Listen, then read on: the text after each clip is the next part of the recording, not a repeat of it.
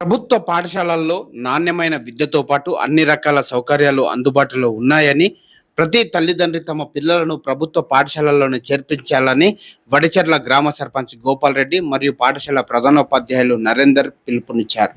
కొడంగల్ నియోజకవర్గంలోని బొమ్రస్పేట మండలం వడిచెర్ల గ్రామంలో 2026-27 విద్యా సంవత్సరాన్ని పురస్కరించుకొని నిర్వహించిన బడిబాట అవగాహన కార్యక్రమంలో వారు మాట్లాడారు. గ్రామంలోని ప్రాథమికోన్నత పాఠశాలలో ప్రస్తుతం సుమారు 75 మంది విద్యార్థులు విద్య అభ్యసిస్తున్నారని తెలిపారు. అయితే కొంతమంది తల్లిదండ్రులు తమ పిల్లలను గురుకుల పాఠశాలలు, హాస్టళ్లు మరియు ప్రైవేటు విద్యా సంస్థలో చేర్పించేందుకు ఆసక్తి చూపుతున్నారని పేర్కొన్నారు. ఈ నేపథ్యంలో ప్రభుత్వ పాఠశాలల్లో అందుతున్న సౌకర్యాలు, విద్యా ప్రమాణాలపై గ్రామ ప్రజలకు అవగాహన కల్పించేందుకు ప్రత్యేక కార్యక్రమాలు చేపట్టినట్లు తెలిపారు. ఈ సందర్భంగా గ్రామ సర్పంచ్ గోపాల్ రెడ్డి మాట్లాడుతూ, తెలంగాణ ప్రభుత్వం ప్రభుత్వ పాఠశాలల అభివృద్ధికి అత్యంత ప్రాధాన్యత ఇస్తుందన్నారు. విద్యార్థులకు నాణ్యమైన విద్యను అందించేందుకు అర్హత కలిగిన ఉపాధ్యాయులను నియమించి బోధన నిర్వహిస్తుందని చెప్పారు. కార్పొరేట్ మరియు ప్రైవేట్ పాఠశాలలకు ఏమాత్రం తీసిపోని విధంగా ప్రభుత్వ పాఠశాలను ఆధునిక సౌకర్యాలతో తీర్చిదిద్దుతున్నట్లు వెల్లడించారు.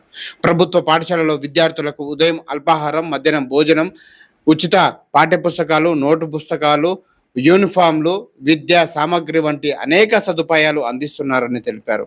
అంతేకాకుండా డిజిటల్ తరగతుల ద్వారా ఆధునిక బోధన పద్ధతులను అమలు చేస్తూ విద్యార్థుల్లో సృజనాత్మకతను పెంపొందిస్తున్నారని పేర్కొన్నారు. పాఠశాల ఉపాధ్యాయులు నరేందర్ మాట్లాడుతూ, ప్రభుత్వ పాఠశాలలపై ప్రజల్లో ఉన్న అపోహలు తొలగించేందుకు బడిబాట కార్యక్రమం ద్వారా ఇంటింటికి వెళ్లి అవగాహన కల్పించామని చెప్పారు. ప్రభుత్వ పాఠశాలలో విద్యా ప్రమాణాలు గణనీయంగా మెరుగుపడ్డాయని, విద్యార్థుల భవిష్యత్తుకు బలమైన పునాది వేయగలిగే వాతావరణం ప్రభుత్వ పాఠశాలలో ఉందన్నారు. అయితే అవగాహన కార్యక్రమాలు నిర్వహిస్తున్నప్పటికీ కొంతమంది తల్లిదండ్రుల్లో ఇంకా మార్పు రావడం లేదని ఆవేదన వ్యక్తం చేశారు. ప్రైవేటు పాఠశాలలపై ఉన్న ఆకర్షణ కారణంగా కొందరు తమ పిల్లలను అక్కడే చేర్పిస్తున్నారని పేర్కొన్నారు.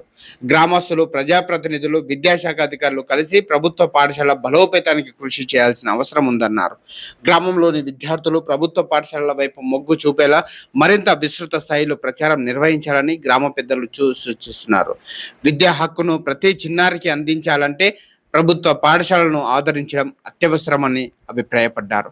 గ్రామాభివృద్ధితో పాటు విద్యాభివృద్ధి కూడా సమానంగా సాగాలంటే ప్రతి కుటుంబం ప్రభుత్వ పాఠశాలను విశ్వసించి తమ పిల్లలను అక్కడే చేర్పించాలని కోరారు. కార్యక్రమంలో గ్రామ పెద్దలు, తల్లిదండ్రులు, ఉపాధ్యాయులు, విద్యార్థులు మరియు గ్రామస్తులు పాల్గొని ప్రభుత్వ పాఠశాల అభివృద్ధికి తమ వంతు సహకారం అందించాలని సంకల్పించారు. మనం ఎవరైతే కాదు చెప్పిన ఇంతకుముందు వాళ్ళు ఇట ర్యాష్గా ఇట ప్రవర్తించవచ్చు. మా పిల్లలు పాడైతారు, మేము దోలియం మాట పైసలు నేను పెట్టుకుంటాం అని అన్నారు అనుకో, నీ శాత కాకపోతే నీవు అట్లా ఇట ఉంటాయి కొన్ని. అట్లా ఉన్నప్పుడు మనం ఏం మాట్లాడలేకపోతాం. ఉన్న విషయము ఈ వీడియో కానీ సంబంధిత అధికారులకు చెప్పుదాం. వాళ్ళ గవర్నమెంట్ పరంగా వచ్చే దీంట్లో ఏం లేదు, ఓన్లీ రేషన్ కార్డు గట్టిగా పట్టుకొని ఇక్కడ ఉన్న మీ పిల్లల్ని ఎవరైతే పంపిస్తలేరు కదా వాళ్ళకున్న పిల్లల పిల్లలు రేషన్ కార్డు కట్టు, ఇంకో దాంట్లో కట్టు అని చెప్తే మాత్రమే ప్రభుత్వ పరంగా గట్టి నిర్ణయాలు ఉంటేనే దీన్ని ఏమైనా సెట్ చేయగలుగుతాం. కానీ ప్రభుత్వం నేను ఇస్తాను చెప్పలేదు కానీ అడవిలో బదలామాడు తప్ప ఇంకోటి లేకపోతే ఇట్లా చేయడం వల్ల నేను 30 మందిని 3 టీచర్లు 3 ఎదురు 24 నెలలు 2,40,000 రూపాయలు మీకు జీతం ఇచ్చి 30 మంది నువ్వు ఏడుచుకుంటావు చెప్పని ఈ విధంగా అజీతాలు ఇచ్చిద్దాను.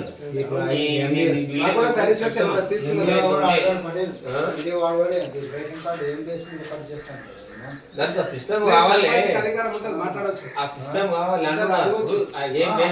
అధికారం మీద లేదు, ఇంతవరకు లేదు. నువ్వు ఇది చెప్తున్నావు, ఇక్కడ ఉన్న సమస్యను బట్టి మేము చెప్తున్నాం.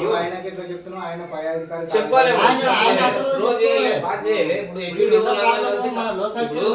ఎంఈఓ చెప్తాం, మనం ఇప్పుడు సార్ చెప్తాం.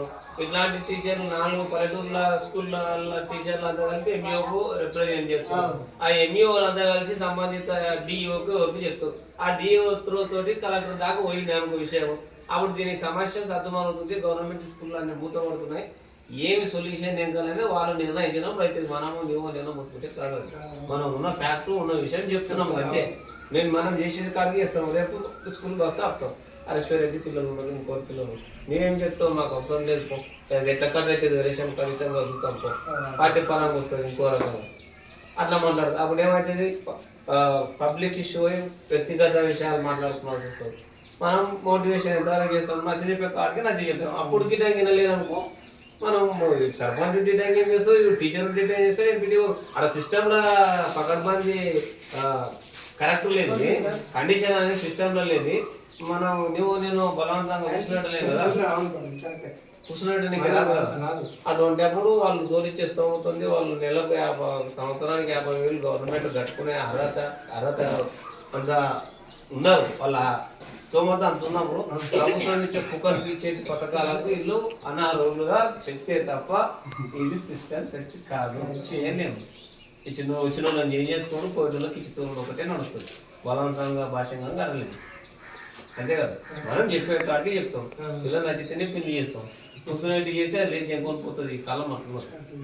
అప్పుడేమో సౌకర్యాలు లేకుండే, బస్సులు లేకుండే, అవుతానే వేస్తుంది. ఇప్పుడు అన్ని వచ్చినాయి, చేతిలో పైసలు అయినాయి, పంపిస్తామన్నారు.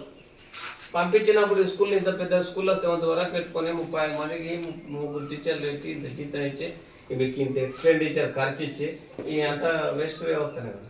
ఈ గేట్లు ఎందుకు, కాంపౌండ్ వాళ్ళు ఇదే కదా మరి. 1 లక్షల రూపాయలు ఇప్పుడు స్కూల్ గేట్ తీసి పడేసి కాంపౌండ్ పడితే దీనికి ఒక కళ వస్తుంది. ఊరికి 150 మంది పిల్లలు అయిందనుకో, మినిమం దీంట్లో 150 మంది ఉండాలి స్కూల్ కాంపౌండ్ వాళ్ళకి. దీనికి ఒక మంచిగా ఫంక్షన్ హాల్లో పెళ్లి చేసుకుంటే హాల్ నిండా మంది ఉంటుంది. దానికి పెద్ద స్కూల్ అందులో పెద్ద ఫంక్షన్ హాల్ బుక్ చేసుకుని 150 మంది దాంట్లో లేకపోతే ఆ పెళ్లి కిలో లేకపోతే హాల్ కిలో లేకపోతే. ఇప్పుడు ఇంత పెద్ద స్కూల్ ఉంది, మినిమం 100 మంది పిల్లలు ఇది ఆడుకోకపోతే ఏం లోపం చెప్పి దీనికి కాంపౌండ్ ఇంత వ్యవస్థ ఏం అవసరం చెప్పేదానికి మన ప్రయత్నం మనం చేద్దాం. బస్సు కాడికి రమ్మంటారు సార్. బస్ కాడికి రావాలి కదా, మేమే వస్తాను రాబోదు. ఏం చేయదు వాళ్ళకి, మనం చెప్పే చెప్తాం. ప్రభుత్వం